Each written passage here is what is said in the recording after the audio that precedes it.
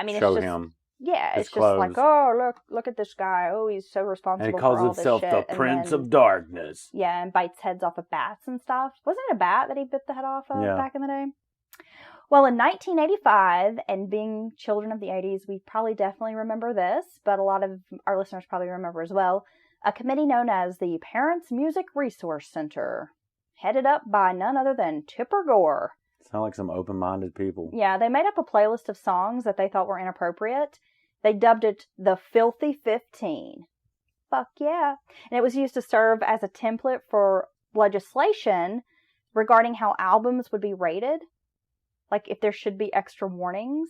And you remember the parental warning label. Yeah. We had that on CDs. And a lot of times, I mean, there was like a record store in town where I could go buy those CDs and there's no problem. But, you know, if you were trying to buy them at like a major corporate store, yeah, Walmart, like a Sam nowadays. Goody or something, yeah. They would be like, are you 18? And you'd have to get like your parents to buy it for you. And fortunately, like my dad was kind of a dipshit, so I could just be like, hey, I want this, and he'd be like, all right, because he didn't know anything about music. He'd just be like, I can't believe you don't want to get yourself a 38 Special album. Who is this Pearl Jam, or, you know, whatever. Anyway. Yeah, but, yeah, so that was crazy. You know, they're basically, it was a lot harder to get music back then. They were controlling it like a controlled substance. Right, and of this Filthy 15, 9 of these songs were metal, and included Judas Priest's Eat Me Alive, Motley Crue's Bastard. I mean, really? Motley Crue? How did Motley Crue make the list? I don't know. AC/DC's Let Me Put My Love Into You. How did... High and Dry by Def Leppard. Twisted Sisters, We're Not Gonna Take It. Oh my God, dude. What a joke. Wasp's Animal song, which, yeah. Let's see, Into the Coven by Merciful Fate, Black Sabbath's Thrashed, and Venom's Possessed. But what's really crazy is how much they failed on this mass satanic hysteria. Well, yeah, you're in putting these up songs, because like they chose AC/DC's song, which was "Let Me Put My Love Into You" instead of "Highway to Hell," a song about sex, or "Hell's Bells." Yeah. Which were probably the band's biggest hits and could be interpreted as occult themed. And also, during that time, Richard Ramirez, the Night Stalker, was the satanic serial killer who, you know, of course, terrorized greater Los Angeles. And he showed up to court with a pentagram carved in his flesh.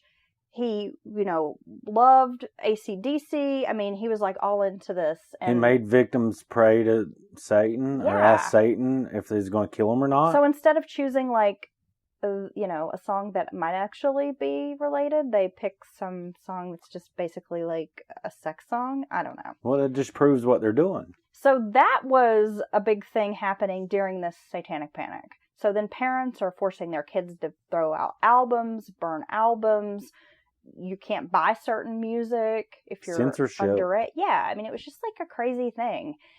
And then you also have to realize during this time that the Black Norwegian metal scene was, you know, brewing. No wonder it was, was like so volcano and it was bad. All this stuff happening at the same time. I never think about it when I look at all these events separately. But all this happened, like, even with Ramirez, who, you know, was really killing people and torturing people and, you know, all that stuff. No wonder the public was all to hell. Yeah. And then stories start coming out of Norway of what you're bringing up this was right here. Making international news. Yeah. So if you're not familiar with the Norwegian black metal scene, Euronymous was founder of that scene and pretty much the central player in all of that. He was co-founder and guitarist of the Norwegian black metal band Mayhem and was pretty much the only constant member from 1984 until his death in 1993. Right. So he was just like the guy. And he also was founder and owner of an extreme metal record label, Death-like Silence Productions, and he owned a record shop, Helvete. And Euronymous, of course, was a professed Satanist, and he was known for making these really extreme statements. He was leading this kind of militant-like group known as the Black Metal Inner Circle. So it was like all the cool kids, I guess, were part of this. Well, yeah, he has a record shop where they can hang out. Yeah, and Right. and he's a singer in a band and has this, he's done all this shit. He has a label. A He's a guitarist, producer. whatever. Yeah. So in 1993, he was murdered by fellow musician Varg Vikernes. And Varg's an asshole. Yeah, Varg's something stupid. Fuck Varg. Yeah, totally. In 1993, Varg stabbed Euronymous during an altercation. He was arrested, convicted of first-degree murder, and also for arson because he had burned down multiple churches in Norway, many of those historic. So they knew someone was burning down these historic churches. They assumed it was someone who was a Satanist or involved kind of in that. And then it led to okay, these black metal guys. And so, eventually it just catches up to all of them. Plus he was dumb enough to do an interview and confess what he had done. He was basically bragging about it. He's stupid. And he had stated that the killing was in self-defense. He was trying to get the charge to be reduced to voluntary manslaughter, but he was given 21 years in prison. And while he was in prison, he became affiliated with neo-Nazis called the Norwegian Heathen Front.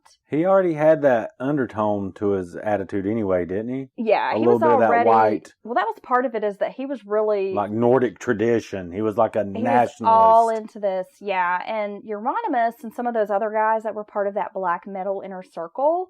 I mean, they were kind of like put our thumb in the eye of authority. They're like punk attitude. Yeah, kinda. they were just kind of like anarchists. Like, you can't stop us. This is our music. We'll listen to it. But Varg took it a step further. And yeah. I mean, he really believed that, you can't just talk the talk. You got to walk the walk kind of thing. That's what got the churches started on fire. Yeah. And so, I mean, it just kind of spiraled out of control. But Varg definitely, I mean, he was racist. He was a nationalist. He didn't like Jews. He was anti-Semitic. Didn't like homosexuals. Didn't like people that got away from Nordic tradition. Right, exactly. And these other guys were just kind of like... posers.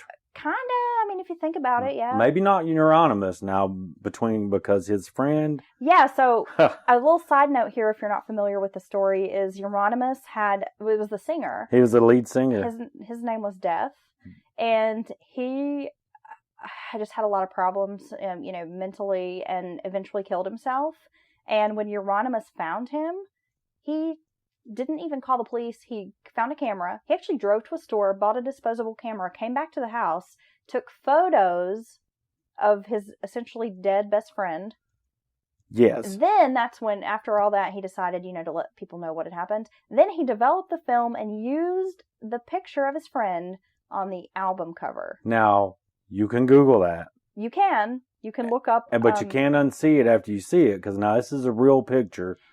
Right. So, I mean, I guess depending on your delicate sensitivities, you may not want to look it up, but I'm used to gore and gross stuff, so I looked at it and was just like, I'm so desensitized. I had to look it up, but then we watched the movie as well, Lords of Chaos. Which everyone is not a great movie, but it's okay. I mean, it tells the story. If you don't know anything about the story of Norwegian black metal, I guess it's about as good as you're going, can do on movie. I mean, I wasn't like, wow, this is a 5-star film by any stretch of the imagination, but I mean, I felt like, okay, just knowing what I know about the story, being a fan of this kind of, scene and whatever, I thought, okay, this is not too terrible.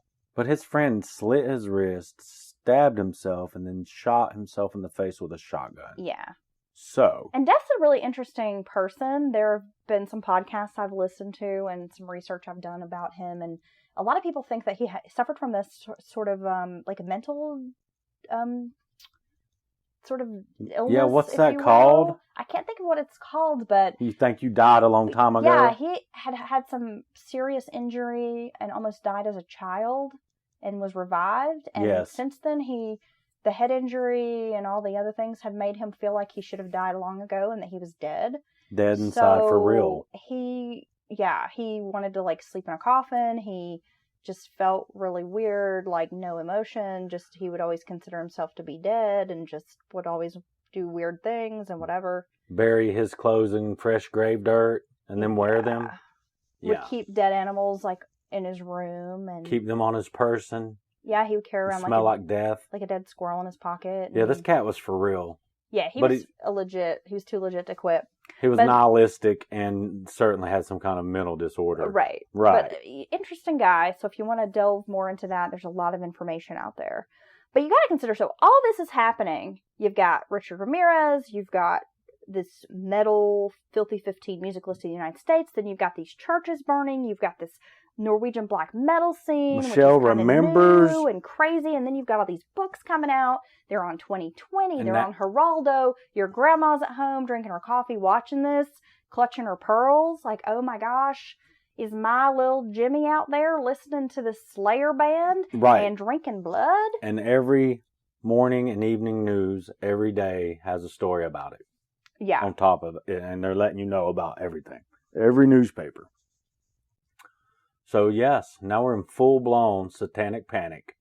Right. This is when it's at, I think it's hot, don't you think, with all the stuff that happened and the false accusations? And yeah, and so when did that, like, what was it, the Martinville? Oh, yes. Tell us a little bit about that, because I know some of it, but not tons of details. So can you share that with us as well? Yes, so in this what she just described is happening, all over the world. I guess we're getting a little long-winded, but all this crazy stuff happening. It starts off some famous cases of false accusations, which all these typically turn out to be. That's not to say no one's ever done a bad thing and claimed. There's Richard Ramirez. It's proof of that. All these Satanists or whatever are not innocent people. But, most of them are just kids in black T-shirts. Yeah. And pierced faces and stuff. So you had the McMartin Preschool in 1980s. Accusations of ritualistic sexual abuse began in 1983. And the media showed the stories constantly. And which led to, I think, about 6 or 7, the owners and people that worked there being taken into custody. And trials actually lasted from 1984 till 87 for all these 6 or 7 people. And after 6 years of trials, all charges dropped in 1990. Totally baseless. Totally. But people's lives were ruined with this. It was. Well, this was a case of, if people aren't familiar with it, I know you are. Right. A little bit. This is one of the more famous cases of tainted confessions, if you will. They're asking all these kids questions, but all the investigators were leading them on, tainting them, planting these seeds in their head, and keeping them talking until they told them what they wanted to say. And then you have parents talking to other parents, and kids hear other kids saying, well, my mommy told me to say this, and it just... Well, it's just these leading questions. Yes. And so since then, they've come to find out through, research, psychologists, sociologists have determined that, there's sort of a specific line of questioning for kids. Yes. That if you're going to interview them about these types of things, like these are the questions you ask, not these leading questions. Right. And there's a certain way to approach it. Right. There's a whole outline for that now, and it comes from... But it took all of this... I mean, this ruined people's lives. Yes, it was. I think it was upwards of all those people got death threats and things like that for years after. Even though it was they were found not guilty, but people still believed it, still believed the stories and the accusations, things like that, and no convictions of any of the people. And it turns out was the most expensive criminal trial to date at the time. That's how much money, municipal money, was wasted on all these false accusations. Wow. It's pretty crazy. It is crazy. It is insane. And so, yeah, there was that, and lots of other ones, obviously, I'm leaving out, but all kinds of false accusations, people's lives ruined, and I'm sure a lot of other stuff. How you had the West Memphis 3 there, their lives ruined for 18 years. And then another interesting thing I can never leave out about them is after all that time and the retrials and DNA proving other stuff and all this stuff that happened in that case, when they reached a plea deal to get out after 18 years, they made them enter an Alford plea. Oh, yeah. Yeah, and so now the Alford plea basically says, I'm not going to, let me see, I always try to get this wrong. I'm not going to contest. It's basically saying, that you're not guilty, but you're going to say on paper